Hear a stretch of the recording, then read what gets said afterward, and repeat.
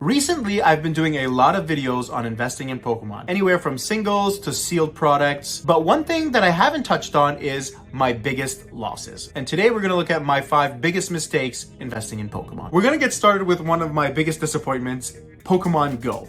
And I'm gonna be honest with you guys, for most of these products, I haven't lost actually a lot of money. It's either I broke even or they're just valued a little bit under or a little bit over what the market price was when I first bought it. So I'm starting off with the Pokemon Go pin collection. So this one is an interesting one because I really liked it. I like the pin collections, the Bulbasaur, the Charmander, and the Squirtle. So I had one of each of these. I got one of each of these. I kept on the side. Obviously, I opened a bunch of it as well.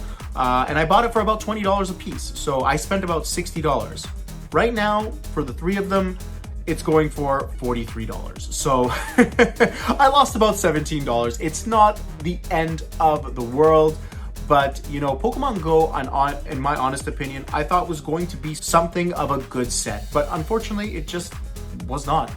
Even the rarest of the rare cards, for example, the Mewtwo V with him in, I believe it's like New York City or whatever it is. That card was like a $70, $80 card. I went to a card convention and I picked it up for $20. I mean, it's quite sad, actually.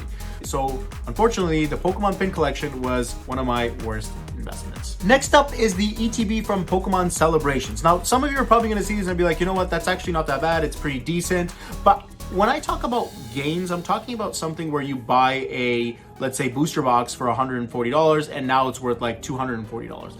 This is a real gain. Not you buy an ETB and then you made $10 off of it after 2 or 3 years. You make $10 off of it in 1 month, that's a win. You make $10 after a year and a half, you've lost money over inflation. We're not gonna get into that today. I have one case in stock. Again, I bought it for an average of about $70 per ETB. So again, it's not a loss, but it's also not a significant victory. Celebrations is another big disappointment for me because it's really one of the sets that pulled me back into Pokemon. And I'm sure it pulled a lot of you back into Pokemon back in during the COVID times, right? So it's disappointing to see that it's not doing that well. In all honesty, if you're looking for specific cards such as the Charizard or the Mewtwo, just buy them. Don't waste your money to try to open these products. Now that being said, we saw what happened with Generations. Maybe further down the line, this will be worth something.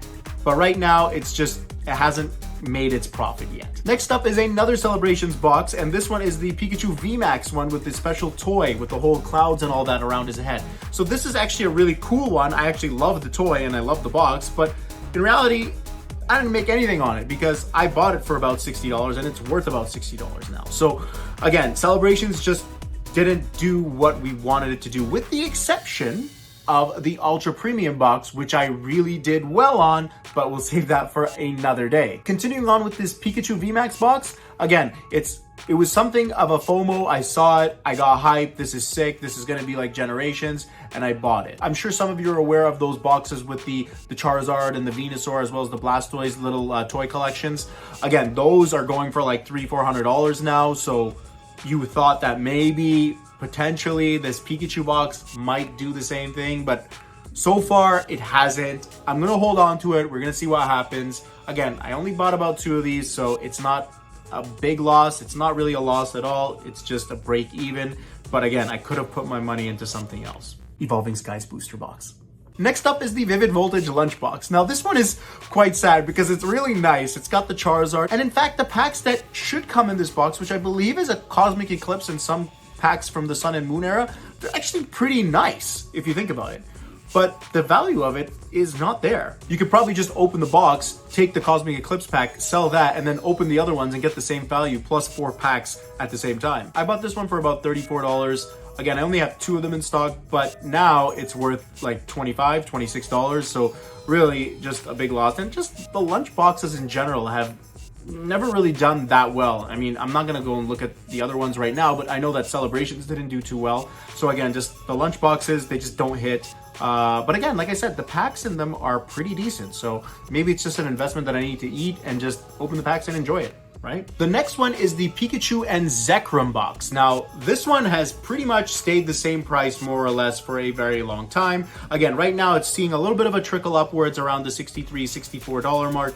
But generally speaking, again, this box hasn't really moved much and it's been out for quite some time now. I do want to mention, however, that there are Evolving Skies booster packs as well as Chilling Reign. So the pack lineup in the box is pretty decent, but from a value perspective, it really hasn't made any big movements. So again, this one as well, I believe this was a GameStop special box that you could pick up, and I believe a lot of the GameStops still have this box available for more or less what the price is right now. If you're looking to open some Evolving Skies and Chilling Reign, I do want to mention one thing actually. I noticed that some of the newer boxes had Brilliant Stars instead of Evolving Skies. Just something to look out for. But again, if you want to pick it up, some GameStops still have it available. So those are my top 5 worst investments. Again, they're not the worst things in the world. I really didn't lose much money overall with these products. I just really didn't make anything from buying all these products. And again, I've kept them all sealed. I'm probably just going to open that lunchbox now just to get that Cosmic Eclipse pack if it's in there. But again, it's one of those things where you don't want to fall into the FOMO. You don't want to make mistakes and just start buying everything when it comes out. I made some of those mistakes. Again, you know, we all make mistakes at the end of the day. But for me, so far, what I've learned, booster boxes tend to be the area that do well. It's just my opinion. Again, I don't want to lure anybody to go towards booster boxes. Some of these collection boxes with the figurines do well as well. It's just the recent ones haven't. But again, the booster boxes out of all of my investments so far have done the best, with the exception of the Celebrations Ultra Premium box, which again, we'll make another video and talk about all those things.